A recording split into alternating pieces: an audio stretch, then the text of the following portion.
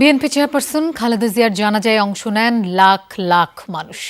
তৃণমূলের নেতাকর্মী সহ সর্বস্তরের মানুষের অংশগ্রহণ ছিল এতে।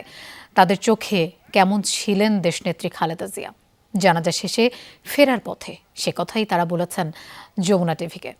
আজকে দেশনেত্রী বেগম জানাজায় আমরা অংশগ্রহণ করেছি।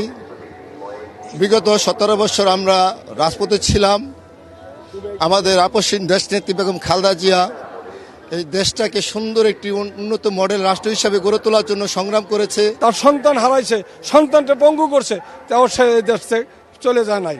এটাই জন্য আমাদের ধন্য, এটাই আমাদের দেশ নেত্রী খালেদা জিয়া আপসহীন নেত্রী। এমন যোগ্য সমাধি কই, তাই তো এই বাংলাদেশি মানুষ এই লাশ রাখবে না মাটিতে, পাহাড়ে কিংবা সাগরে। হৃদয়ের হৃদয়ে দিয়ে চিঠাই।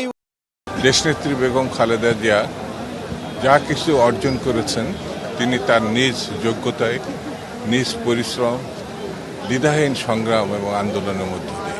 দেশবাসীর কাছে দোয়া চাই, সকল নির্যাতিত নিপীড়িত মানুষের নেতা, বাংলাদেশের অভিভাবক আজকে পৃথিবী ছেড়ে বিদায় নিয়েছেন। আল্লাহ পাক রব্বুল আলামিন তাকে বেহেশতে নসিব দান করেন। ওনাকে অনেক সময় আমরা কাছে পেয়েছি, যেহেতু দিনাজপুরের লোক হিসাবে উনি অত্যন্ত একজন ভালো মনের মানুষ।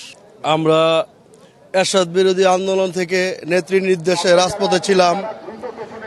আমাদের বাংলাদেশের যখনই দুঃসময়, তখনই যুব সমাজ তার নির্দেশে আন্দোলন সংগ্রামে ঝাঁপিয়ে পড়েছে। মা, পিম্পল 5 দিনেই চলে যাবে। যাবে না মা। যাক, নিমের 5 অংশের পাওয়ারে 5 দিনেই দূর হবে পিম্পল। হিমালয়া পিউরিফাইং নিম ফেস ওয়াশ।